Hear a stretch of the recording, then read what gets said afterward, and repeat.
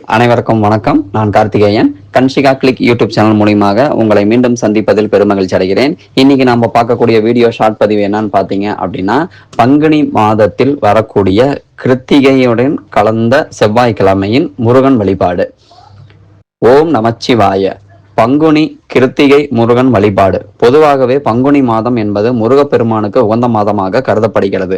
அந்த மாதத்தில் வரக்கூடிய பங்குனி உத்திரம் என்பது முருகப்பெருமானுக்குரியதாகவும், அதே சமயத்தில் பங்குனி மாதத்தில் வரக்கூடிய ஒவ்வொரு செவ்வாய்க்கிழமையும் முருகப்பெருமானை வழிபாடு செய்வதற்கு மிகவும் உகந்த கிழமையாகவும் திகழ்கிறது.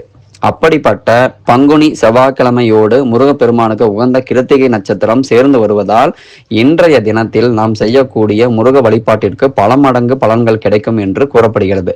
அப்படிப்பட்ட நன்னாளில் முருகப்பெருமானை எப்படி வழிபாடு செய்தால் வேண்டிய வரம் கிடைக்கும் என்றுதான் இந்த ஆன்மீக பதிவில் நான் சொல்லப் போகிறேன்.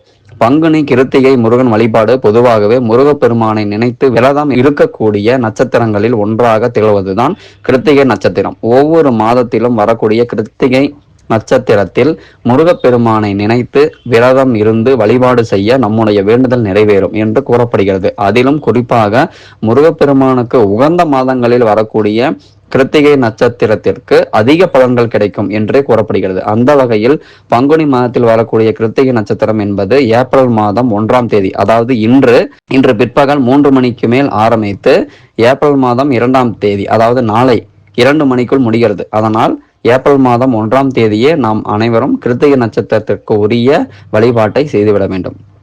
முருகப்பெருமானே போற்றி போற்றி. ஓம் சரவண பவ. ஓம் சரவண பவ. ஓம் சரவண பவ. வேலவா சண்முகா குமரா போற்றி போற்றி.